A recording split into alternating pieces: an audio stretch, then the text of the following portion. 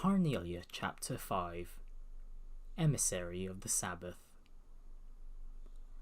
I sat staring at a partially melted lump of butter on a stack of cold pancakes. Picking up a fork, I poked at them, and after turning the top one over, I daubed the milky yellow substance between the rubbery layers.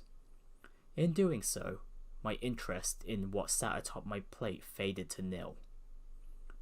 A hanging lamp dangled overhead, making a sporadic buzzing sound as its honey-coloured light flickered, creating jittery shadows and distorting my vision within the inn. The pouring rain outside didn't appear as if it would let up anytime soon either. Bringing my face closer to the window, I peered through the film of water flowing down the outside of the glass as I tried to make out the dimly lit avenue. Although the station house sat right at the end of the road from where we were lodged, all that was visible was the side of the structure obscured by a shadow which prevented me from being able to see the platform. "There's nothing to be worried about," said Sister Carnelia as she returned, wiping her hands with a handkerchief as white as newly driven snow. Stretching the square strip of cloth out, she sat down and placed it neatly on her lap like a napkin. Then, in a reassuring tone, she added, "We've seen the last of them for a while." Watching the tips of her fingers move as she smoothed out the wrinkles in the piece of fabric resting on her legs, I was hit with a sudden flashback, reviving the awful sight and coppery scent of sticky blood which had covered those hands not more than a few hours before. "How can you be so certain?" I asked, still having more than a few reservations. "Because that's how these types of crime syndicates work," she replied, clearly seeming to know all the answers.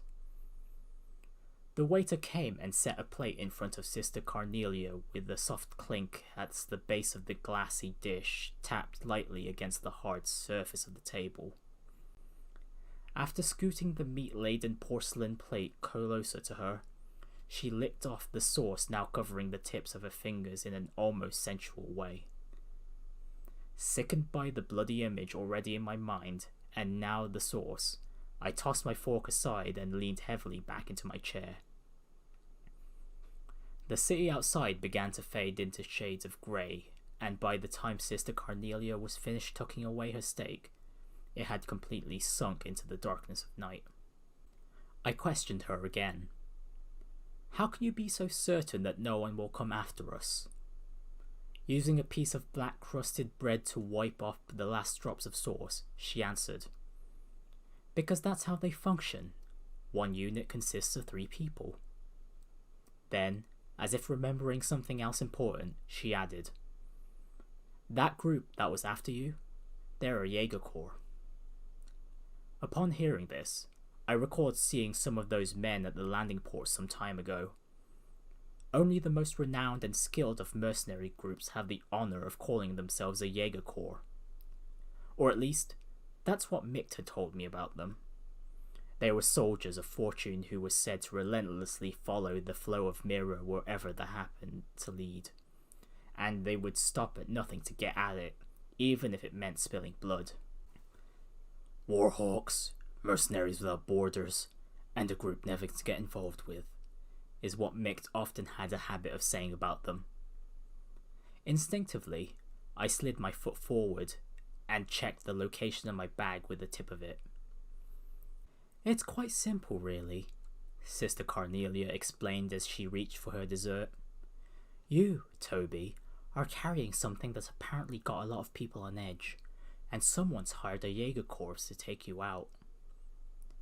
"But it's not me they're after, it's what I'm carrying." "It's all the same," she retorted as she gulped down her last cup of tea in a single breath. "They're gonna kill the courier before they even think about searching the contents of his bag. A butcher kills a cow before someone grills the steak, not the other way round."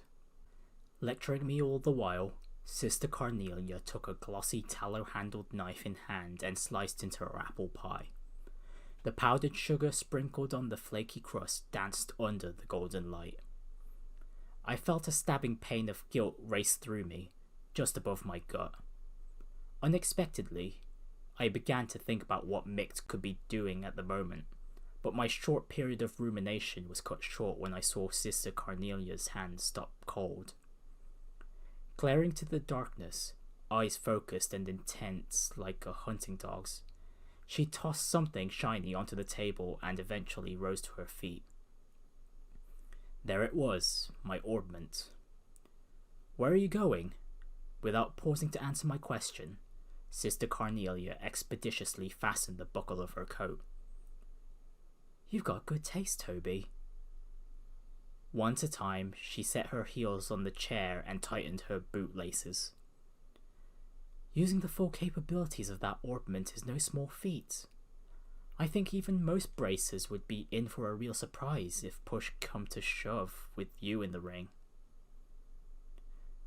Growing ever more impatient, I asked again, So where is it exactly that you're going? That's none of your concern, came the answer. Suffice it to say, I will be seeing you again on the morrow. And with that, Sister Carnelia disappeared through the door of the women's restroom. As if exchanging places, two other men entered the restaurant. They walked directly to the table at which I sat and stood before me. Flashing the emblem on his chest, and without making any sort of eye contact, one of the men said, We're with the Bracer Guild.